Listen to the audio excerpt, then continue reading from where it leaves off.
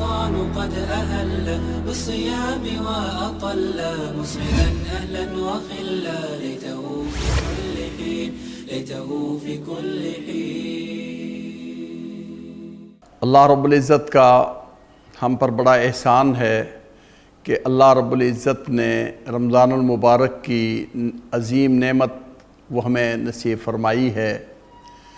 نبی اکرم صلی اللہ علیہ وآلہ وسلم رمضان کی آمد پر اپنے اصحاب کو اس کی بشارت عطا فرماتے. سیدنا حضرت ابو ہریرہ رضی اللہ تعالیٰ عنہ بیان فرماتے ہیں کانا رسول اللہ صلی اللہ علیہ وسلم یبشر اصحابہ، آپ اپنے اصحاب کو رمضان کی آمد کی بشارت دیتے، خوشخبری سناتے، اس لیے کہ یہ عظیم موسم، یہ عظیم نیکیوں اور خیرات کا وقت اللہ رب العزت نے ایمان والوں کی زندگی میں عظیم نعمت عطا فرمائی ہے، عظیم نعمت رکھی ہے. اس لیے کہ ایسے مبارک اوقات میں تھوڑے وقت میں تھوڑا عمل کر کے اللہ رب العزت سے زیادہ اجر اور ثواب بندہ کما لیتا ہے.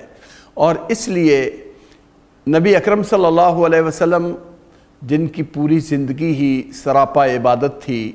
آپ کا ہر عمل اللہ کی رضا کے لیے ہوتا تھا، آپ صلی اللہ علیہ وسلم رمضان میں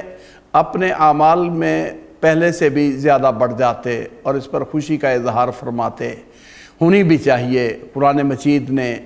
ہمیں یہ حکم دیا ہے قُلْ بِفَضْلِ اللَّهِ وَبِرَحْمَتِهِ فَبِذَلِكَ فَلْيَفْرَحُوا هُوَ خَيْرٌ مِّمَّا يَجْمَعُونَ، کہ ایسی رحمت کی گھڑیاں مل جانی، ایسی رحمت کے اوقات کا مل جانا،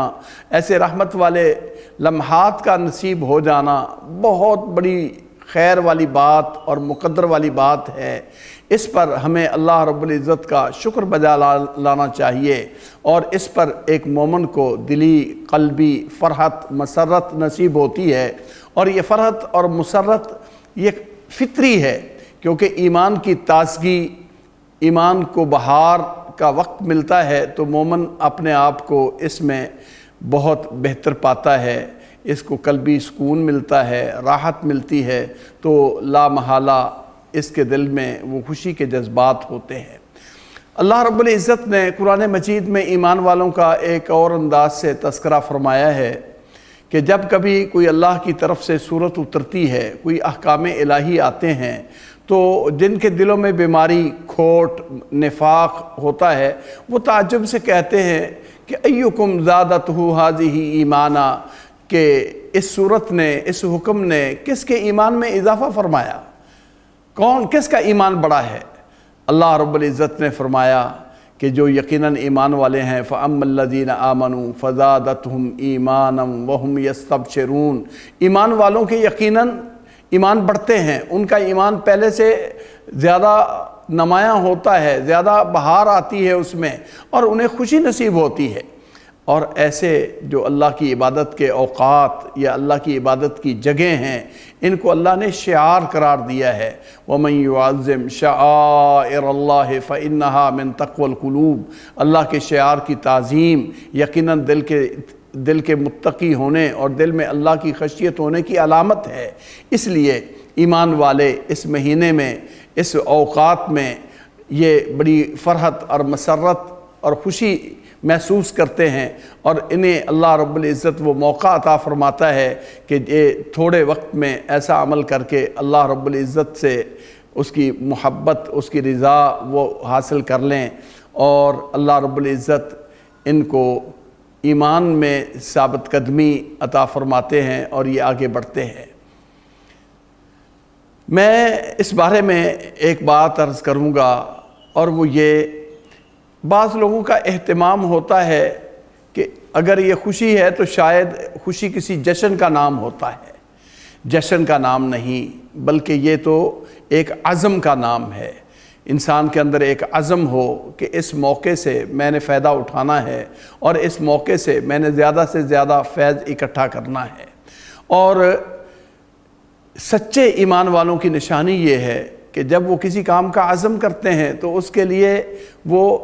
کمر ہمت کستے ہیں، اس کے اسباب اور وسائل کی طرف توجہ دیتے ہیں، وہ اپنے معمولات کو مرتب کرتے ہیں اور اس سے متعلق جو ضروریات ہیں ان کو جمع کرتے ہیں۔ اسی لیے جنگ تبوک میں جو نبی اکرم صلی اللہ علیہ وسلم نے صحابہ کو نکلنے کا حکم دیا، جو لوگ پیچھے رہے، قرآن مجید نے ان کے بارے میں کہا کہ وَلَوْ أَرَادُوا الْخُرُوجَ لَعَدُّوا لَهُ عُدَّةً، اگر یہ واقعتاً ہی مخلص تھے، اگر یہ جانے کا ارادہ رکھتے ہوتے تو ان کو چاہیے تھا کہ اس کے لیے تیاری کرتے۔ تو مومن اپنے معاملات رمضان میں سمیٹتا ہے، اس کو بھی چاہیے کہ وہ تیاری کرے، اپنے معمولات میں یہ دیکھے کہ میں نے قرآن پاک کی تلاوت کے لیے وقت نکالنا ہے، میں نے نوافل کے لیے وقت نکالنا ہے، میرا کام دن بھر میں مشقت والا ہے تو ان کاموں کو میں نے پہلے سمیٹ لینا ہے تاکہ میرے لیے روزہ رکھنا آسان ہو اور روزے کی حالت میں میرے لیے دقت نہ ہو۔ یہ اپنی پلاننگ کرنا، یہ اس کے لیے تیاری کرنا اور پرعزم ہو کے چلنا، یہ حقیقت میں یہ اس کی فرحت اور اس کی خوشی کا یہ تقاضا ہے، اور یہ ہے مومن کی جو زندگی میں یہ اس کے اندر انقلاب آتا ہے اور وہ اپنے معاملات میں، اپنے معمولات میں وہ تبدیلی لاتا ہے۔ تو اللہ رب العزت سے دعا ہے کہ اللہ تعالی ہمیں اس ماہ رمضان سے خیر و برکات حاصل کرنے کی توفیق عطا فرمائے، اور اللہ رب العزت ہمارے لیے زیادہ سے زیادہ خیر والے کام آسان فرما دے۔ والسلام علیکم ورحمۃ اللہ وبرکاتہ۔